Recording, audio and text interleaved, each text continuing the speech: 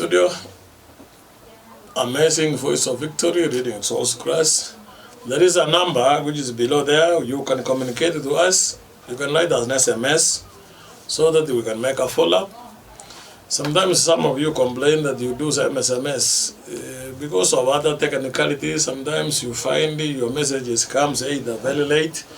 But if they come in time, I will read them and say thank you for those who are following us.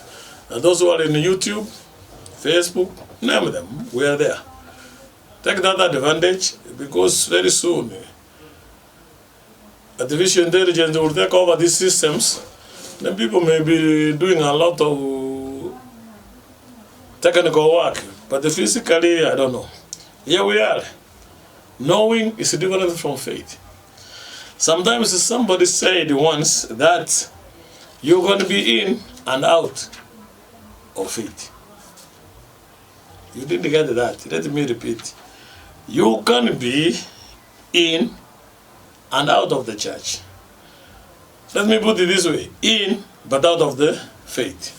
You're going to be in the church, but not in the church. You're going to be in the faith, but not in the body. Let me break it down. What do I mean in, but out of the church? Let me use the illustration which you can understand marriage. Most, if not all of us, our marriages have issues in the communication, in the finance, in the children pairing, in the drugs, name them. And when I'm talking about church, I do have in mind that here we are. And somebody may ask, what is a church? I've said you can be in, but out of church. What is a church? A church, we may say, is a collection of people who have come together for a common purpose. A church may be a collection of people who have come together for a common purpose, faith. Number two, sometimes you may say a church is an organization which have order. Or number three, you will say a church is an institution which have bylaws, has a constitution, has doctrines, have manuals. Those are the laws. So number one is a collection. Number two, it may be an organization. And number three, it may be an institution. Number four, it is a building. It's a structure. A physical structure you can see. That is a church. That is a mosque. And when we say it's a structure, inside the structure, then there are those who attend, church members, their bodies. So sometimes your body is a temple or is a church of God, meaning the Holy Spirit stays in you. Let me finish by saying your body is a church of God. Sometimes when people differ, they go to the last one and they say, my heart, my mind is the church where God rests, and it doesn't matter where I go. Or sometimes I can live going to the church. My dear brothers and sisters, away from it. A church must not be an individual.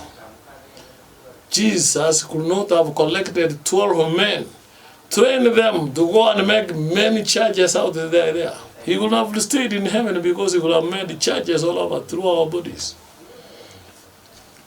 Having said that, we have sometimes brought fallen ideology to the church. And this one brings me the mind of the man called Job. Job was a man of God. And when you read the man called Job, he had many things, but one thing we single him out is he was a pure man, was a perfect man. My memory reminds me well the book of Deuteronomy, chapter 32, verse 4. It was that our God is a rock. is a perfect God. He is very faithful. And here we find Job being a perfect man, a faithful man. What am I saying? Not all miracles come from God. Not all miracles come from God. Jesus said, when he had the temptation, he saw Satan from the sky and he thought it was the angel of God which has been sent. But there was the spirit which told him, this is the devil, because he was not communicating the language of heaven. Many of us, we may be in church, but out of faith. We may be in faith, not in the church. Let me explain. Some of us are in, but out of the church, because we have brought fallen ideology, fallen ideas, fallen information, fallen doctrines, fallen faiths into the church. But this man, Job, was a perfect man. When I do read the book of Job, one thing which comes out clear that Job was a man of faith and he gave sacrifice for himself and his family. One thing comes out, a perfect man. It's never recorded he was going to the church. It's never recorded that he was keeping the Sabbath. Away from it, I'm not teaching about the Sabbath. What I'm saying, it's recorded God was a perfect man and was giving, offering or tithes to his children. I don't know whether you are catching me. I don't know whether you are getting what I'm saying. Perfection. That's why we read in the Gospels that when the character of Christ shall be manifested in our bodies, Jesus will come from heaven. You didn't get me, let me repeat. When we who claim to be Christian, the character of Christ, when it will be manifested in us, when it will be shown to us, and many people will say, these are a Christian, heaven will open and Jesus will come. But because we are good pretenders, my dear Christian, if you are a good and a faithful Christian, don't take this one. This is not for you. But some of us are good pretenders in the church. That's why I say in, but out of the church. You are in that church, but you are out of it because your personality, your observation, your behavior, your character denies the relationship. That's why I say in, but out of the church. You are in the church, but out of it because you are not in tandem. You are not doing according to the words of God. Jesus will never come and say, because you are a faithful judge elder, you are a faithful pastor, you are a faithful XYZ, accompany me to heaven. It is his character to be manifested in us. That's why our topic today is knowing is different from faith. Some of us, not all of us, are a professional Christian. Nominal, our names are in the church. But our faith is not in that church. That's why we have a lot of fightings. That's why we have a lot of inroads in the church in the present. And these things are affecting the youths. These things are affecting the old. Challenges in the 21st century. Our boys and the girls are not able to distinguish who is really a Christian because our character has not been manifested as Christian, meaning the character of Christ should be part of me. Theorizing, theory knowledge, overhead knowledge, head knowledge about Jesus, about the Bible is not enough. We need to mingle, we need to mix our faith with Jesus so that his character may be sown through us. I don't know whether you have got that statement. We need to cultivate Christian virtues. We need to cultivate Christian values. We need to cultivate good behaviors. We need to cultivate our faith. We need to manifest our hope. We need to cultivate love. We need to cultivate marriage. We need to cultivate our education. That it may look like that one of Jesus, and when it is sown in us, and if it comes out, heaven will come down, and that is the Son of Man. What am I laboring since morning and now it's almost afternoon? Knowing is different from faith. Kenyans, over 70% are Christian. And they remember the word Christian and the corruption, they started with the C. Seemingly be Christian were convincing the word corruption with the Christianity because they started with the C. It's my prayer that let us not be 70% Christian theological or theory, but let us even have 10% who can stand for the truth, even if heaven comes down. My fellow follower, who is looking at me, wherever you are, can we stop having head knowledge of the Bible? Can I stop having knowledge of the Bible and do demonstration? Let me show by action that this Christ is able to save to the uttermost. When the children of God were moving from Egypt and they were going to the promised land, some of us think those are stories. I'm talking of Egypt, the present Egypt, which is in northern Africa. And I'm talking of Israel, which is written in the Middle East. In between there is a Red Sea. It is there. It's not a theory. It is there. Some of us have visited Egypt. Some of us have visited Israel. We have seen those things. Even we have seen the tomb where Jesus was buried and resurrected. And the tomb is empty. The glory for Christian. Because their Savior has been risen. He's not in the tomb. He's not in the grave. The bones are not here. He's in heaven. And that's the glory for Christian. My dear counterpart, I challenge you. You believe somebody who is already dead and his bones and the grave is with us.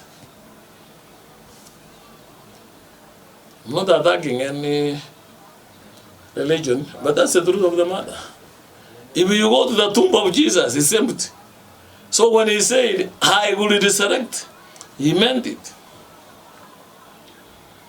That's why I said with the emphasis that this Egypt we are talking, it is just up here. For those of us who are from Kenya, from those who are from European countries, you can see where there is Egypt. For those who are from America, you can see where Egypt is in Africa. It borders with the other countries, but there is a Red Sea where the children of God moved and the seas gave way. So my God makes highways in the seas, in the oceans. When our engineers are building their roads on the concrete and the solid sand, my God, who is your God, makes roads on the seas. And it's dry. Animals move in, people move in, everything moves in a dry land. But on it, there was water. And when God commands Moses, look behind, immediately the water comes together. That's the God I'm serving, a God of faith. The God of Abraham, who gave the children of Israel, when they were in Egypt, 10 plagues, and they saw it. This is the very God, when we read, in Israel, did a lot of miracles.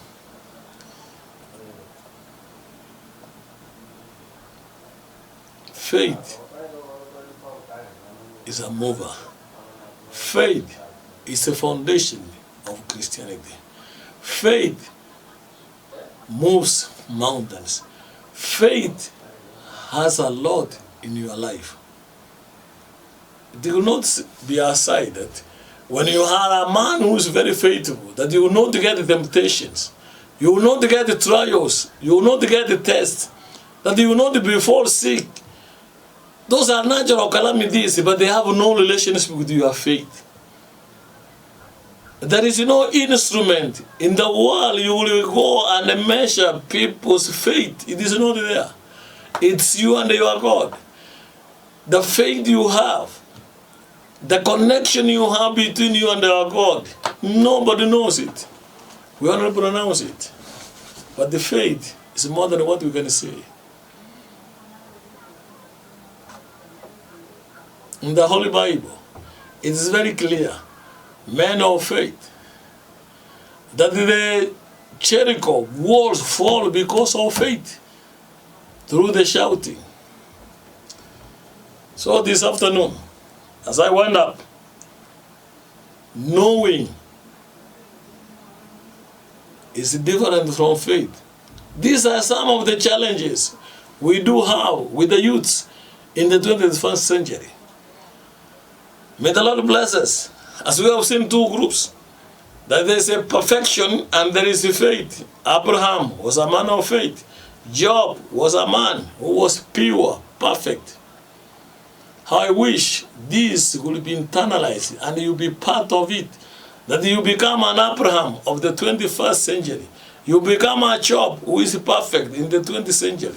However, the environment, the surrounding may be bad.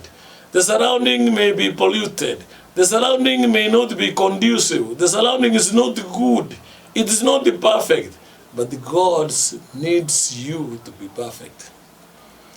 What we are saying from the Western, especially from America, they are not going to do X, Y, Z. Let not me prophesy. Let us say they are fulfilling what is in the Bible. That the heaven and earth will pass, but not even a single dot, even a word which God spoke will go. Everything must be fulfilled to the letter. May the Lord bless you. Until next time, same station, same person. God bless you.